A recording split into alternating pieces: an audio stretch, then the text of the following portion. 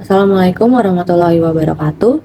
Perkenalkan, nama saya Perli Zevanya, saya dari kelas Perminatan Informatika kelas 12. Dan pada kesempatan kali ini, saya akan menjelaskan mengenai cara untuk membuat jaringan komputer. PowerPoint ini dibuat oleh saya sendiri, yaitu Perli Zevanya. Pengenalan. Jadi, jaringan komputer ini merupakan sistem yang menghubungkan beberapa komputer dan perangkat lainnya untuk berbagi informasi dan sumber daya. Hal ini memungkinkan komunikasi dan kolaborasi yang lebih efektif di antara pengguna. Definisinya, yaitu, jaringan komputer merupakan suatu sistem yang terdiri dari komputer dan perangkat lainnya, seperti printer, router, dan switch, yang dihubungkan satu sama lain sehingga dapat saling berbagi data dan sumber data. Melalui jaringan ini, kita bisa berkomunikasi, mengakses informasi, dan bekerja sama secara kolaboratif dengan lebih efisien. Tujuan atau manfaat dari jaringan komputer ini sendiri yaitu, pertama, untuk berbagi sumber daya. Jaringan komputer ini memungkinkan penggunaan bersama perangkat keras, perangkat lunak, dan juga data di antara pengguna yang terhubung. Yang kedua, komunikasi yang lebih mudah. Jaringan ini memungkinkan komunikasi lebih cepat dan efisien melalui email, chat, dan konferensi video. Yang ketiga, meningkatkan produktivitas. Dengan berbagi informasi dan sumber daya, jaringan komputer ini dapat meningkatkan produktivitas dan juga efisiensi kerja. Lalu yang keempat, akses data yang terpusat. Data dapat disimpan di server pusat sehingga mudah diakses oleh pengguna-pengguna yang terhubung. Dan yang terakhir yaitu kolaborasi yang lebih efektif. Jadi pengguna dapat saling bekerja sama dalam membuat proyek yang sama secara real time, meskipun mereka berada di lokasi yang berbeda. Lalu di sini ada jenis-jenisnya. Yang pertama terdapat LAN atau Local Area Network. Jadi jaringan ini dia terbatas pada area yang kecil, misalnya seperti dalam satu gedung atau satu ruangan. Yang kedua ada MAN atau Metropolitan Area Network. Ya, ini merupakan jaringan yang mencakup area yang lebih besar dari LAN. Misalnya jaringan di satu kota. Kemudian ada juga PAN, Personal Area Network. Ya, ini jaringan yang sangat kecil dan biasanya digunakan untuk penggunaan pribadi, seperti menghubungkan komputer dengan smartphone. Lalu ada juga WAN atau Wide Area Network. Ya, ini jaringan yang mencakup area yang sangat luas, seperti jaringan antar kota, negara, bahkan benua. Jadi cakupannya untuk WAN ini yang paling besar dari semuanya. Selanjutnya, ada komponen hardware-nya atau perangkat keras. Yang pertama terdapat router, dia ini berguna untuk menghubungkan jaringan.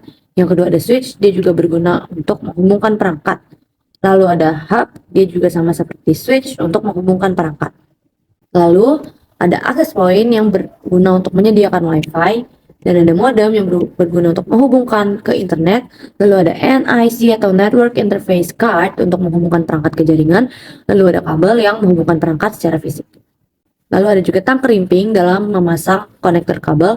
Lalu ada PC atau laptop pastinya untuk mengakses jaringan. Lalu ada tester kabel untuk mengtes atau memeriksa koneksi kabel setelah kita buat ataupun kita beli.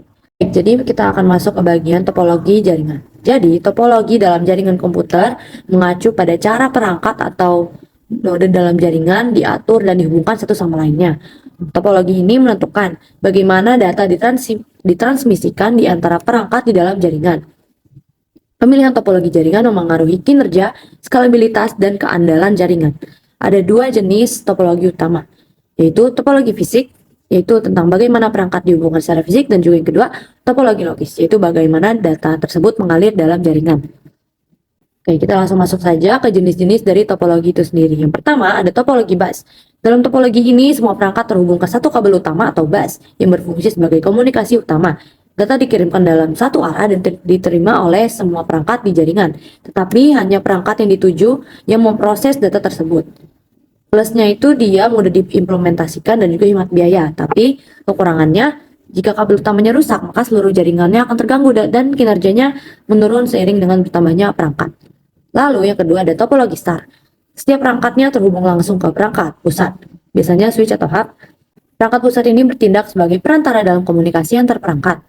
Kelebihannya dia mudah dikelola dan diatur, yaitu jika satu kabel terputus, perangkat lainnya tidak akan terpengaruh. Tapi kekurangannya yaitu ketergantungan pada perangkat pusat. Jika perangkat pusatnya gagal, maka seluruh jaringan akan terganggu.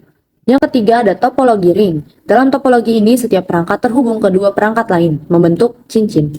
Data bergerak dalam satu arah melewati setiap perangkat sehingga mencapai tujuannya. Kelebihannya yaitu dia mudah mendeteksi kesalahan dan aliran datanya stabil.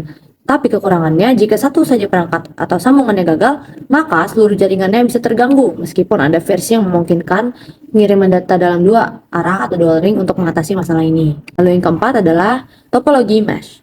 Setiap perangkatnya terhubung langsung ke semua perangkat lain dalam jaringan. Ini menciptakan jalur ganda untuk data dan meningkatkan keandalan jaringan. Kelebihannya, dia sangat andal. Jika satu jalur gagal, maka masih ada jalur lain untuk data. Jadi ini cocok untuk jaringan yang membutuhkan keandalan yang lebih tinggi. Kekurangannya, biaya pemasangannya tinggi dan sulit untuk diatur jika jaringannya besar. Yang kelima, ada topologi tree. Merupakan kombinasi dari topologi star dan bus. Jaringan ini memiliki struktur hierarki di mana beberapa perangkat pusat seperti dalam topologi star terhubung ke satu bus utama.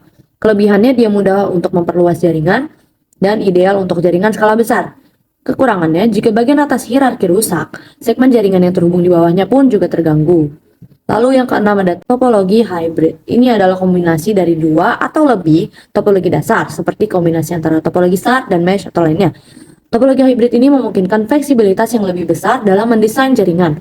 Kelebihannya yaitu fleksibilitas yang tinggi, dapat diadaptasi sesuai kebutuhan spesifik. Kekurangannya, kompleksitas yang tinggi dan biaya instalasi dan pemeliharaannya yang lebih besar.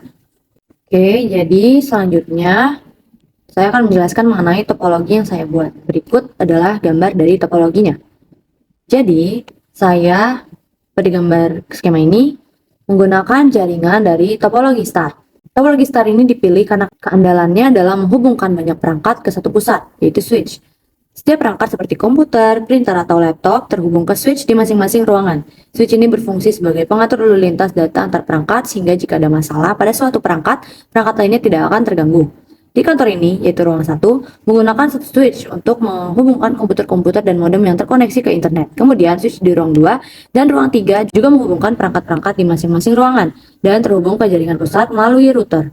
Untuk konektivitas nirkabel, setiap ruangan dilengkapi dengan access point agar perangkatnya seperti laptop atau smartphone bisa terhubung ke jaringan tanpa kabel. Keunggulan dari topologi star ini adalah kemudahannya dalam pemeliharaan dan manajemen. Jika salah satu kabel atau perangkat mengalami kerusakan, maka jaringan lainnya tetap dapat beroperasi tanpa gangguan. Dalam skema ini, semua perangkat dapat berkomunikasi dengan lancar, baik untuk berbagi data, mencetak dokumen, maupun mengakses internet. Lalu, berikut merupakan perangkat-perangkat yang ada dalam topologi jaringan yang saya buat ini. Yang pertama, ada switch. Dia berfungsi untuk menghubungkan beberapa perangkat seperti komputer, printer, dan lainnya dalam satu jaringan lokal atau LAN. Estimasi biayanya yaitu mulai dari 300.000 sampai dengan 1 juta, tergantung pada jumlah port seperti 8 port ataupun 16 port. Yang kedua yaitu ada router. Dia ini berfungsi untuk menghubungkan jaringan internal dengan internet atau jaringan lainnya. Estimasi biayanya yaitu Rp400 sampai dengan 2 juta tergantung pada fitur dan mereknya. Yang ketiga ada access point, yaitu memberikan jaringan WiFi di area tertentu. Estimasi biayanya mulai dari 400.000 sampai 1.500.000. Yang keempat ada modem, berfungsi untuk menghubungkan jaringan ke penyedia layanan internet atau ISP. Estimasi biayanya 300.000 sampai dengan Rp1.200.000. Yang kelima ada kabel LAN atau UTP yang berfungsi untuk menghubungkan perangkat jaringan melalui koneksi kabel. Estimasi biayanya yaitu tergantung pada kualitas kabelnya. Panjang yang dibutuhkan itu sekitar 50 sampai 100 meter tergantung pada luas kantornya. Jadi totalnya yaitu bisa dari 150.000 sampai dengan 600.000. Yang keenam ada konektor RJ45. Berfungsi untuk menyambungkan ujung kabel LAN ke perangkat seperti switch, router atau komputer. Estimasi biayanya mulai dari 2.000 saja sampai Rp5.000 per unitnya. Totalnya yaitu bisa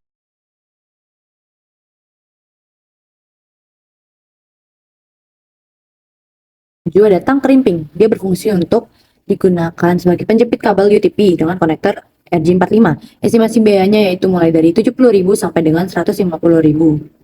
Yang kedelapan adalah kabel tester yang berfungsi untuk menguji koneksi kabel untuk memastikan apakah koneksinya terpasang dengan benar atau tidak. Estimasi biayanya yaitu 50.000 sampai dengan 150.000. Yang kesembilan ada komputer atau laptop yang berfungsi sebagai perangkat yang akan terhubung dalam jaringan kantornya itu sendiri. Estimasi biayanya mulai dari 5 juta sampai dengan 10 juta per unit tergantung dari spesifikasinya. Yang ke-10 ada rack server. Yang ini opsional jika misalkan ada server. Ini berfungsi untuk meletakkan switch, router, modem, dan peralatan jaringan lainnya agar tertata dengan rapi. Estimasi biayanya bisa mulai dari 500.000 sampai dengan 2 juta rupiah. Jadi total estimasi biaya untuk 3 ruangan yaitu switchnya diperlukan 3 buah di setiap satu ruangan, jadinya 900.000 sampai dengan 3 juta. Routernya 1 buah 400 sampai 200 ribu, akses point 3 buah 1.200.000 sampai 4.500.000. Lalu ada modem 1 buah yaitu 300 ribu sampai dengan 1.200.000, kabelan 100 meter 300 ribu sampai 600 ribu, konektor RJ45 20 buah 40 ribu sampai dengan 100 ribu, tang kerimping 70 ribu sampai dengan 150 ribu, kabel tester 50 ribu sampai 150 ribu, komputer atau laptop misalnya 10 unit 50 juta sampai dengan 100 juta. Rack servernya yang opsional bisa dari 500 ribu sampai dengan 2 juta rupiah. Jadi total keseluruhannya itu sekitar 53.760 juta sampai dengan 113.700 juta, tergantung pada kualitas peralatan yang dipilihnya dan juga jumlah peralatan yang dibutuhkan. Baik, jadi sekian saja presentasi saya mengenai topologi jaringan yang saya buat. Terima kasih sudah menyaksikan, semoga bermanfaat. Mohon maaf bila ada beberapa kekurangan yang tidak tepat. Wassalamualaikum warahmatullahi wabarakatuh.